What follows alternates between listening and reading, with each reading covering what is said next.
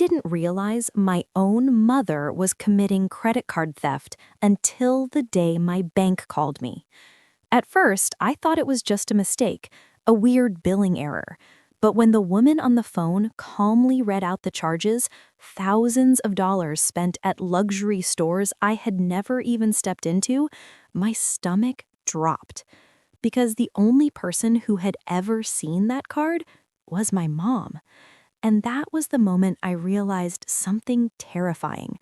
This wasn't just a misunderstanding. It was finance abuse from someone I trusted my entire life. I've always been the responsible one in the family, the planner, the problem solver, the daughter who had it all together. At least, that's what everyone liked to say. I'm 32, live in a small apartment outside Portland, and work as a project coordinator for a healthcare software company. Nothing glamorous, but stable. I budget carefully, I pay my bills early, and I worked really hard to build a good credit score after years of student loans. My mom, Linda, was the opposite. She had always been impulsive with money. Growing up, there were constant whispers about overdue bills, bounced checks, and arguments with creditors. But she always brushed it off like it was no big deal. Money comes and goes, she'd laugh. My dad used to call it finance abuse, though he never said it directly to her face. Instead, he'd quietly pick up the pieces, until the divorce. After my parents split 6 years ago, my mom's financial habits got worse. But I still loved her. She was dramatic, emotional, sometimes manipulative, but she was still my mother. And when she called me one night crying about being behind on rent, I did what most daughters would do. I helped her. At first, it was small things: groceries, gas money, the occasional utility bill. Then one afternoon, she came over to my apartment and saw my new wallet sitting on the kitchen counter. "Wow," she said, picking it up, "you're finally using a real credit card." I laughed. "Yeah, trying to build points." She smiled in a way that felt harmless at the time. Must be nice having good credit. I didn't think much about that moment, not then, because at that point, I still believed our biggest problem was just normal family conflict, the kind every family has. I had no idea that conversation would become the beginning of something much darker, something that would slowly turn my own mother into the person responsible for the worst credit card theft I had ever experienced, and the most painful finance abuse imaginable. But the strangest part? The charges didn't start immediately. They started 3 months later, and by the time I noticed, it was already too late. 3 months passed after that conversation with my mom. Life felt normal. Work was busy but manageable. I had just finished a major project rollout, and most nights I came home exhausted, ordered takeout, and collapsed on the couch. I checked my bank account regularly, but not obsessively.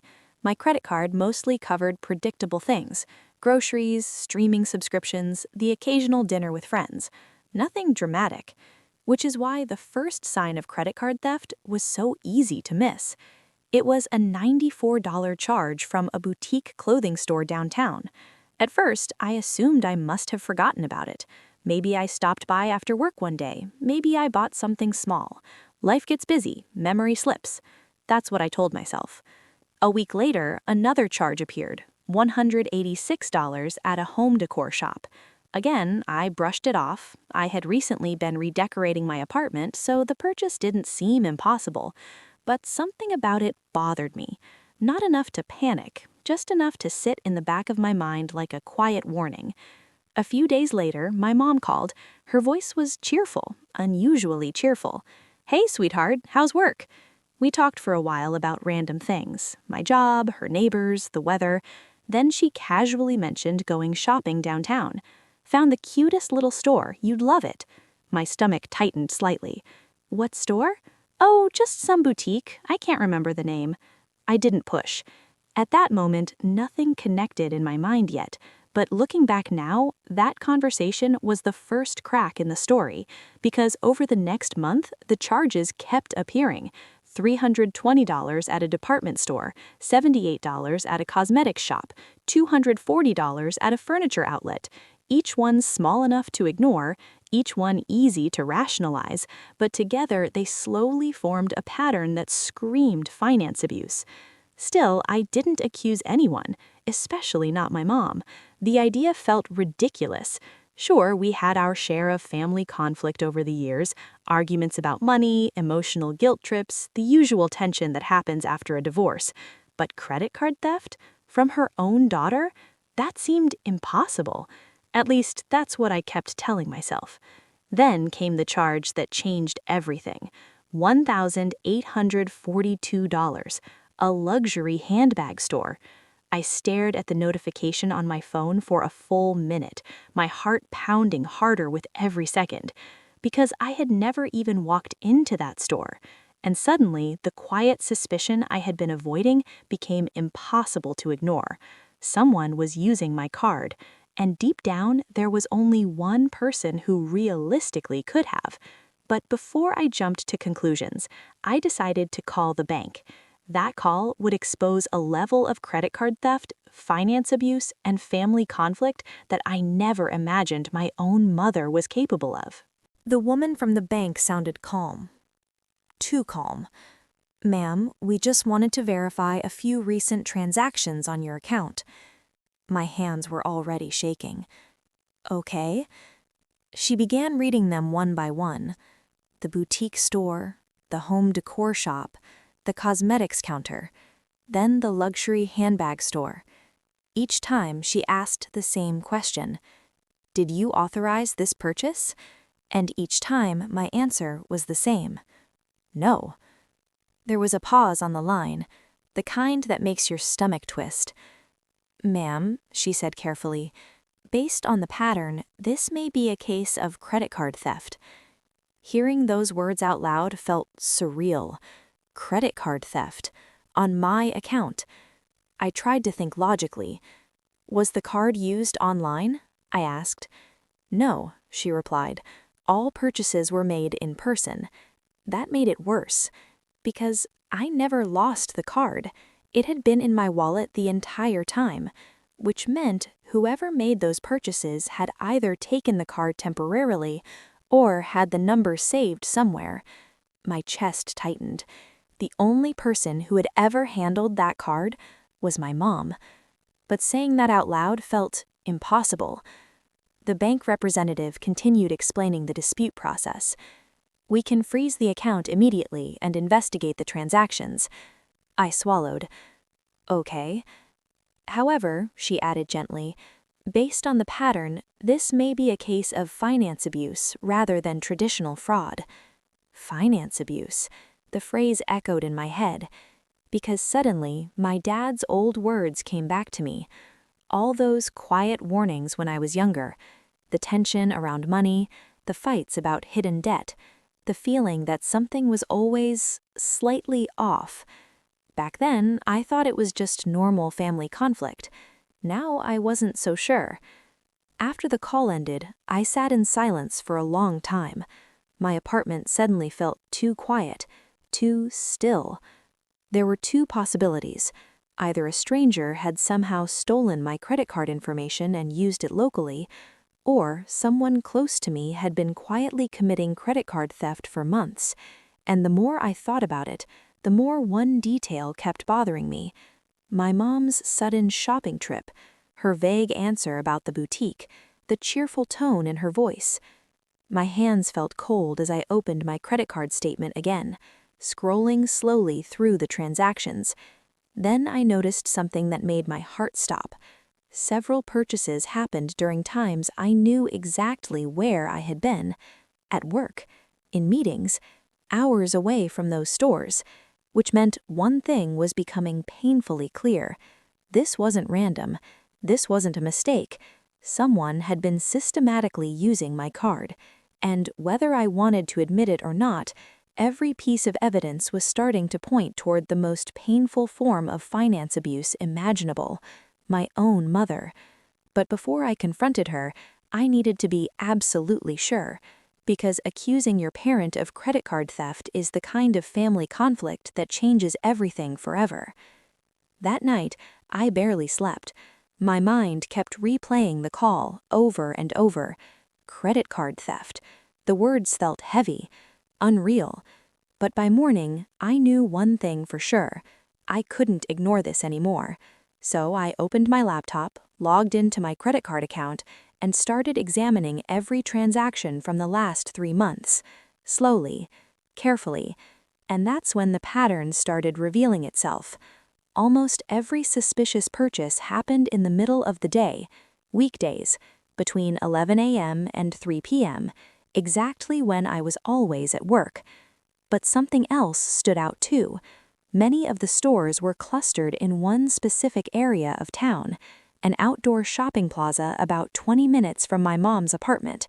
My chest tightened, because I had been there before, with her. I pulled up my phone and checked something else, my location history. Sure enough, on the days those charges appeared, my phone showed I had never been anywhere near that shopping district, which meant whoever made those purchases had my credit card number, or the card itself, and there was only one person who had ever held that card long enough to memorize anything: my mom. The realization made my stomach twist. Could this really be credit card theft, or was there some explanation I hadn't thought of yet? I tried to calm myself down. Maybe she had borrowed the card once. Maybe she meant to tell me. Maybe this was just a misunderstanding that had spiraled into a weird form of family conflict. But then I noticed something else on the statement. A purchase from a spa. $410. The date hit me immediately, because that was the same day my mom had posted photos on social media. A self-care day, she called it. New nails, new hair, a glass of champagne. At the time, I had thought nothing of it. Now my heart started racing, because the timestamp on the spa charge matched almost perfectly with the time she posted those photos. I stared at the screen in disbelief. The evidence was piling up. Charge after charge, store after store, all pointing to the same conclusion. Months of quiet finance abuse. My own mother using my credit card like it belonged to her, without asking, without telling me, without even thinking about the consequences. The worst part wasn't the money, it was the betrayal. Because suddenly, every recent conversation with her felt different. Every cheerful phone call, every casual mention of shopping, every moment she acted like nothing was wrong. All of it now looked like a long, slow deception. And the deeper I looked, the clearer it became. This wasn't one mistake. This was repeated credit card theft, a calculated pattern of finance abuse hidden beneath what I thought was normal family conflict. But the real breaking point came later that afternoon, when I checked the account again and saw a brand new charge appear. The new charge appeared at 2:14 p.m. $612, a high-end department store. And the worst part? The transaction was still marked as pending, which meant it had just happened. My heart started racing, because at that exact moment, I was sitting at my desk at work, 2 hours away from that store. There was no longer any room for doubt. Someone was actively using my card, right now. And deep down, I already knew who it was. My hands trembled as I picked up my phone and called my mom. She answered on the third ring. "Hey, sweetheart," she said casually. "Everything okay?" Her voice sounded normal. Too normal. "Mom," I said slowly, trying to keep my voice steady, "are you shopping right now?" There was a brief pause, then a small laugh. "No, why would I be?" That pause, it lasted less than a second, but it told me everything, because the bank app on my phone still showed the pending charge from the department store, $612. "Are you sure?" I asked. Another pause, longer this time. "I mean, I ran a couple errands earlier," she said. "Why?" My chest tightened. This was it. The moment where the truth could still come out easily. The moment where she could just admit it. "Mom," I said quietly, "my credit card was just used at a department store." Silence filled the line. Then she exhaled sharply. Well, maybe someone stole your information, she said quickly. The speed of that answer felt rehearsed, too smooth, too defensive. Maybe it's credit card theft, she added. Hearing her say those words almost made me laugh, because at that moment I realized something even more disturbing. She wasn't surprised. She wasn't concerned. She was preparing an explanation. Mom, I said slowly, the purchases have been happening for 3 months. Another silence. Then she said something that made my stomach drop. Well, why didn't you notice sooner? It wasn't an apology. It wasn't confusion. It was blame. And suddenly, every warning sign came crashing together in my mind. The shopping trips, the vague answers, the sudden bursts of happiness. This wasn't an accident. This wasn't a misunderstanding. This was months of deliberate credit card theft. Months of quiet finance abuse disguised as normal family conflict. My voice started shaking. Mom, did you use my card? Another pause. Long. Heavy. Then she said the words that shattered whatever trust we had left. I was going to tell you eventually.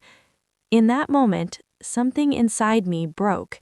Not loudly, not dramatically, just quietly. Because the person admitting to this credit card theft, the person responsible for months of finance abuse, was the same woman who used to tuck me into bed at night. My mother. And that was the moment I realized something else.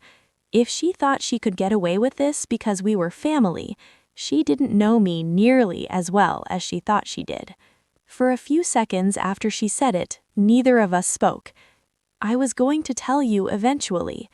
Those words echoed in my head like a slow, dull bell. Not an apology, not regret, just justification. I closed my eyes and took a slow breath. Eventually? I repeated quietly. Well, my mom said defensively, I didn't think it was a big deal. Not a big deal. Months of credit card theft, and she didn't think it was a big deal. I was going to pay it back, you know that. But the tone in her voice wasn't reassuring. It was irritated, like she was the one being inconvenienced. That was the moment I realized arguing with her would go nowhere. Because this wasn't just a misunderstanding. This was a pattern of finance abuse that had probably been happening in different forms my entire life. And suddenly, I understood something my dad had known for years. People like my mom rarely admit they're wrong. They rewrite the story. They turn it into family conflict where everyone shares the blame. So instead of yelling, I stayed calm. Okay, I said. The words surprised her. What do you mean, okay? I mean, okay. Let's just talk about it later. Another pause. See? She said, almost relieved. I knew you'd understand. Understand. That word nearly made me laugh, but instead, I ended the call. Then I sat at my desk for a long time, staring at the credit statement on my screen. The total damage so far was just over $4,700. Not catastrophic, but enough to hurt, enough to destroy trust, enough to prove months of credit card theft and ongoing finance abuse. I could have reported her to the bank immediately, filed a fraud claim, let the investigation begin, but doing that right away would create explosive family conflict, phone calls, screaming, denial, drama. And strangely, I didn't want that, not yet, because something inside me had shifted. I didn't want a loud confrontation. I wanted clarity. I wanted proof. And most importantly, I wanted her to reveal exactly how far this credit card theft had gone. So instead of reacting emotionally, I did something very simple. I locked my credit card. Not canceled, just temporarily frozen. Then I opened a brand new credit account the next day, one she knew nothing about. From that moment on, every purchase I made went through the new card, and my old card The one connected to months of finance abuse, I left it exactly where it was, still active, still visible on my banking app, waiting. Because sometimes the smartest way to handle family conflict is to stay quiet long enough for the truth to expose itself. For the next 2 weeks, I said nothing. No confrontation, no angry phone calls, no dramatic accusations. From the outside, everything looked normal, but behind the scenes, I was watching every transaction on that old card, because even though I had frozen it, I knew something about my mom. People who get comfortable with credit card theft rarely stop immediately. They assume the system will keep working, and they push their luck. 3 days passed. Nothing. Then, on the 4th day, a notification appeared on my phone. Transaction declined. $143 at a cosmetics store. I stared at the screen for a long moment. Then another notification came. Transaction declined. $289 at a clothing boutique. My heart didn't race this time. Instead, I felt something strange. Calm. Because now I knew for certain. She had tried to use the card again, which meant the months of finance abuse hadn't been some one-time lapse in judgment. It had become normal for her, routine. And when the charges didn't go through, the reaction came faster than I expected. My phone rang later that evening. Mom. I let it ring once, twice, then answered. "Hey," I said casually. Her voice sounded tense. "Is there something wrong with your credit card?" There it was. Not our credit card. Not even a hint of embarrassment. Just irritation. "What do you mean?" I asked. "Well," she said, clearly annoyed, "my purchase got declined today." My purchase. The words hung in the air. "So you were using my card again?" I asked calmly. Another pause. Then she sighed dramatically. "Oh, come on, don't make this into some huge family conflict." Family conflict. That was how she framed it. Not months of credit card theft, not repeated finance abuse, just a disagreement between mother and daughter. "You said it was okay," she continued. I almost smiled, because that was exactly the reaction I had expected. People who justify credit card theft often convince themselves that silence equals permission. "You told me we'd talk later," she added. Her tone sharpened. "And now my card isn't working." My card. I leaned back in my chair, finally letting the silence stretch for a moment. Then I said something very simple. "It's not your card." The quiet on the line this time felt heavier, and for the first time since this entire situation started, I could hear uncertainty creeping into her voice. "What do you mean?" I exhaled slowly. "Mom," I said, "the bank already flagged the transactions as credit card theft." Silence. Real silence. The kind that finally breaks through denial. Because suddenly this wasn't just messy family conflict anymore. It was documented finance abuse tied directly to her actions, and for the first time, she realized this situation might not end the way she expected. For a long moment, my mom didn't say anything. I could almost hear the gears turning in her head, trying to figure out what the bank knowing about the transactions actually meant. "Flagged?" she finally asked. "What do you mean, flagged?" I kept my voice calm. "The bank reviewed the charges," I said. "They called it possible credit card theft." The silence that followed was very different from the others. Before she had sounded defensive. Now she sounded worried. "Well," she said slowly, "you didn't actually report me, right?" That question told me everything, because suddenly this wasn't just casual finance abuse anymore. Now she understood there could be real consequences. "I told them I was investigating," I replied.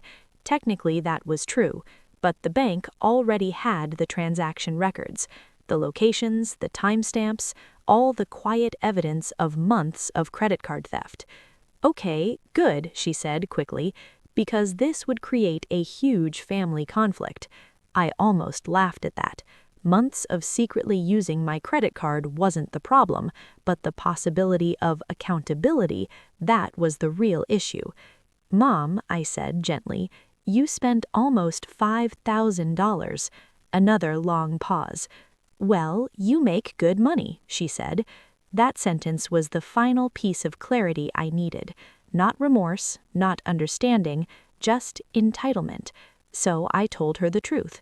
"The bank reversed most of the charges," I said. That part had happened after I disputed several transactions. But they asked me a question. Her voice dropped slightly. "What question?" I asked if I knew the person responsible for the credit card theft. Silence again, heavier this time, because she knew exactly where that conversation could go. "I didn't give them a name," I said. That part was a choice, not for her, for me. Because after months of finance abuse and manipulation, I realized something important. The real revenge wasn't destroying her, it was removing her access to my life. "I canceled the card," I continued, "and I closed the account," which meant the opportunity for more credit card theft was gone, forever. "You're overreacting," she muttered. Maybe, but something inside me felt lighter than it had in months. Because the biggest change wasn't financial, it was emotional. The family conflict that once kept me trapped in guilt no longer had power over me. I stopped paying her bills, stopped sending money, stopped being the safety net that made her behavior possible, and slowly my life became quieter, healthier, clearer. Looking back now, the hardest part wasn't discovering the credit card theft. It was accepting that someone capable of that level of finance abuse was my own mother. But sometimes the most painful truths teach us the most important lessons, because trust without boundaries can become permission, and love without limits can turn into silent family conflict that drains you for years. So now I'm curious. If someone in your family secretly used your credit card for months, what would you have done in my place?